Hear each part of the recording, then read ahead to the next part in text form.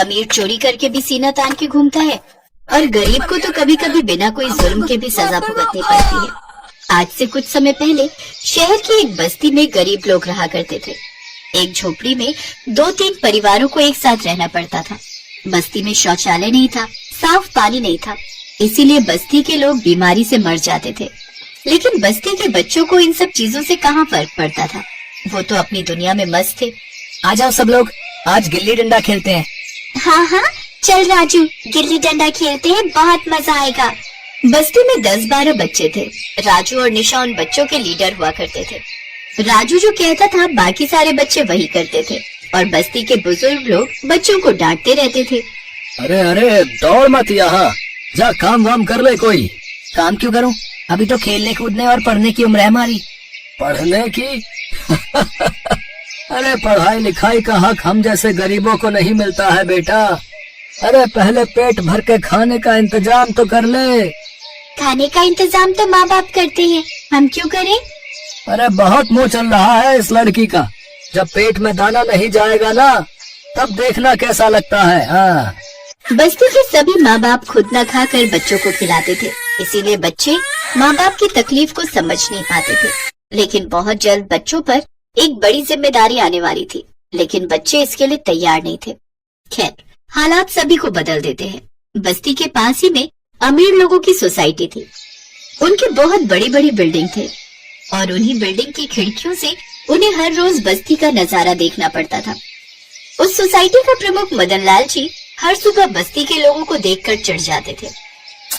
क्या यार, सुबह सुबह इन जानवरों को शौच करते हुए देखना पड़ रहा है। पता नहीं इन लोगों से हमें कब मुक्ति मिलेगी।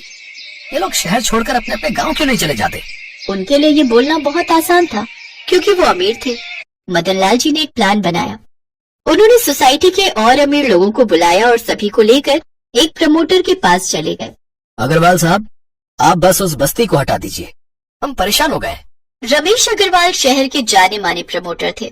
उन्होंने कहा, आपको क्या लगता है मैं ये नहीं करना चाहता हूँ? अरे मदन लाल जी, हम तो कब से उसी बस्ती पर आंखें टिकाए बैठे हैं। वो जमीन पर फ्लैट, शॉपिंग मॉल, सब कुछ एक साथ बन सकता है, तो कीजिए ना, कौन रोक रहा है? सरकार रोक रही है भाई साहब। सरकार गरीबों की मदद करना चाहती है। जब तक उस बस्ती के लोग खुद से बस्ती छोड़ के नहीं जाते, तब तक हम उस बस्ती को हाथ भी नहीं लगा सकते। इसका मतलब हमें कुछ ऐसा करना होगा जिससे बस्ती वाले खुद ब खुद भाग जाए। हाँ, तो इसका उपाय है मेरे पास। हम बस्ती वालों का खाना रोक देंगे, वो सब हमारे घर पे ही काम करते हैं, उन्हें काम से निकाल देंगे और साथ ही साथ आसपास के सब्जी वालों को भी बस्ती के लोगों को सब्जी बेचने के लिए मना कर देंगे। अग्रवाल तो बस्ती को हड़पने के लिए बैठा था। अब उसे अमीर लोगों का सपोर्ट भी मिल गया। अगले दिन सोसाइटी के घरों ने बस्ती में रहने वाली नौकरानियों को छुड़ा दिया। राजू की माँ और निशा की माँ भी उन नौकरानियों की लिस्ट में शामिल थी। काम चले जाने पर बस्ती में हाहाकार मच गया। राजू की माँ मालती सिसक सिसक कर रोने लगी। फिर भी हमें 2 वक्त का खाना तो मिल रहा था, अब क्या होगा, खाना कैसे मिलेगा? राजू के पिता ने कहा, कोई नहीं, मैं मजदूरी करता हूँ ना, उससे एक वक्त का खाना तो आ ही जाएगा। एक वक्त खाकर भी हम जिंदा रह लेंगे। लेकिन अगले दिन बस्ती वालों को मजदूरी के काम से भी निकाल दिया गया। साथ साथ सब्जी वालों ने भी बस्ती के लोगों को सब्जी देने से मना कर दिया। रातों रात पूरी बस्ती में मातम छा गया। जिसके पास थोड़ा भी पैसा था वो बस्ती छोड़कर गांव लौटने लगे, लेकिन ज्यादातर लोगों के पास फूटी कौड़ी नहीं थी। लोगों को बस्ती छोड़ते हुए देखकर मदन लाल और उसके साथी अमीर लोग खुशी के मारे पागल ही हो गए। वाह मदन लाल जी वाह, आपका आइडिया तो कमाल का निकला है। अरे मुझे तो पता ही था। अब देखो उस बस्ती को तोड़कर फ्लैट बनाया जाएगा। सबसे पहले मैं ही वहाँ फ्लैट खरीदूंगा। अमीर लोगों के पास पैसों की कमी नहीं थी, फिर भी वो और ज्यादा पैसे चाहते थे और बस्ती के बेचारे गरीब लोग बस 2 वक्त की रोटी चाहते थे। लेकिन 2 दिन से खाने का एक दाना नहीं मिला था। राजू, निशा और बाकी बच्चे भी भूख से तड़प रहे थे। राजू, अब क्या होगा? क्या हमें खाना नहीं मिलेगा? क्या हम भूख से मर जाएंगे? नहीं नहीं, तुम लोग हिम्मत मत हारो। जब तक जान है तब तक हमें लड़ना होगा। मुझे पता है ये सब उन अमीर लोगों का ही किया धरा है। वो नहीं चाहते कि हम यहाँ रहें, इसीलिए उन्होंने ऐसा किया है। या तो भाग जाओ, नहीं तो मरो कुत्तों की तरह। नहीं, हम ऐसे तो नहीं मरेंगे, कुछ ना कुछ तो जरूर करेंगे। खाना तो मिल ही जाएगा। लेकिन कहाँ से मिलेगा खाना? अमीर लोगों ने तो बस्ती वालों के मुंह का निवाला छीन लिया था। खाने की उम्मीद में एक महीना बीत गया। आधी बस्ती खाली हो गई, 10-12 लोग मर भी गए। और एक शाम को बस्ती वालों ने देखा अमीर सोसाइटी में कोई फंक्शन हो रहा है। उस दिन मदन लाल जी की इकलौती बेटी की शादी थी। शहर के बड़े बड़े लोग शादी में आने वाले थे। उनमें से एक नाम मंत्री जी का भी था। शाम होते ही बावर्चियों ने एक के बाद एक मजेदार खाना बनाना शुरू कर दिया और खाने की सुगंध बस्ती में भी आ गई। बस्ती के लोग एक महीने से भूखे थे। इस स्मेल से वो और भी तड़पने लगे। राजू ने कहा, नहीं, और सह नहीं पा रहा हूँ। निशा, हमें कुछ करना ही होगा। हम बच्चे ही सबसे ज्यादा फुर्तीले हैं। तू क्या करना चाहता है राजू?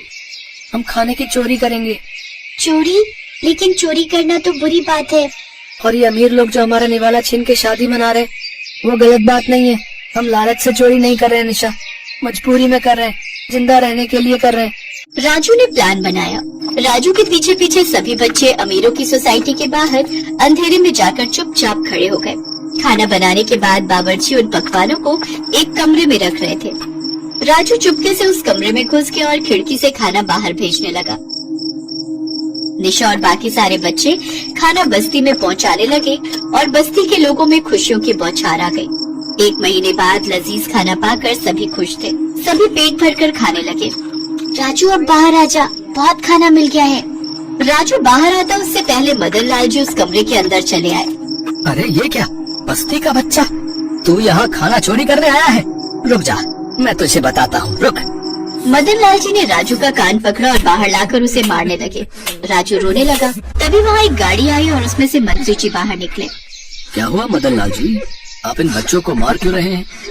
अरे ये बस्ती के गंदे बच्चे खाना चोरी करने आए थे। क्या ये सच है बच्चों? हाँ, ये सच है, लेकिन राजू ने मंत्री जी को सब कुछ बताया। मंत्री जी, मदन लाल, प्रमोटर अग्रवाल और बाकी अमीर लोगों पर गुस्सा हो गए। आप लोगों ने बस लालच में आकर बस्ती वालों से इन बच्चों का खाना छीना, वही असली चोरी है। ये बच्चे तो बेचारे भूखे हैं। मुझे शर्म आ रही है कि आप जैसे लोग इस शहर में रहते हैं। अब देखिए मैं क्या करता हूँ, बस्ती तोड़ के मैं वहाँ फ्लैट बनवाऊंगा, लेकिन वो सिर्फ बस्ती वालों के लिए ही। उन्हें फ्लैट मिलेगा, मैं उन्हें सरकारी काम दूंगा। ये लोग आप लोगों की बराबरी में आ जाएंगे। ये सुनकर बस्ती के लोगों में उत्सव का माहौल छा गया। मंत्री जी ने वैसा ही किया। बस्ती वालों को फ्लैट मिला, काम मिला। इसके बाद और कभी भी बच्चों को चोरी करने की जरूरत ही नहीं पड़ी। वो लोग एक खुशहाल जिंदगी की ओर बढ़ने लगे।